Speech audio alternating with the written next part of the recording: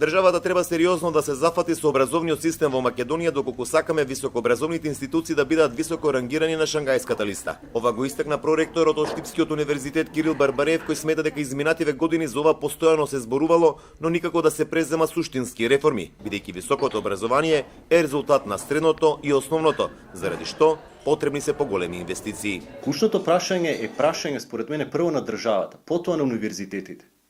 Дали ние во следните 10 години планираме сериозно да инвестираме и да направиме некаква пресвртница, исчекор во она што представува квалитет и на високото, и на средното, и на основното, и на предучилишниот систем за воспитание и образование. Тоа подразбира стратегија во која што внатре треба да се направи проценка кои се капацитетите на универзитетите, кои се нашите силни и слаби страни, што можеме ние сами да постигнеме. Каде можеме да побараме помош од страна и да не се фрустрираме дека таа помош од страна може да ни донесе добро.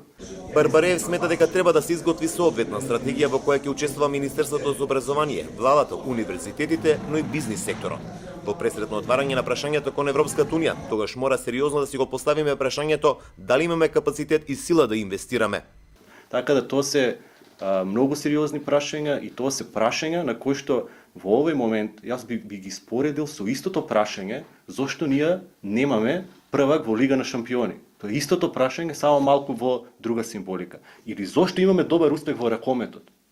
Успехот во ракометот, според мене, и барањето на одговорите како успеавме таму, може да даде одговори на други прашања поврзувајќи го и високото образование. На последното рангирање на Шангајската листа на најдобри универзитети во светот не се најде ниту една високообразовна институција од земјава, а од регионот најдобро рангиран е Белградскиот универзитет.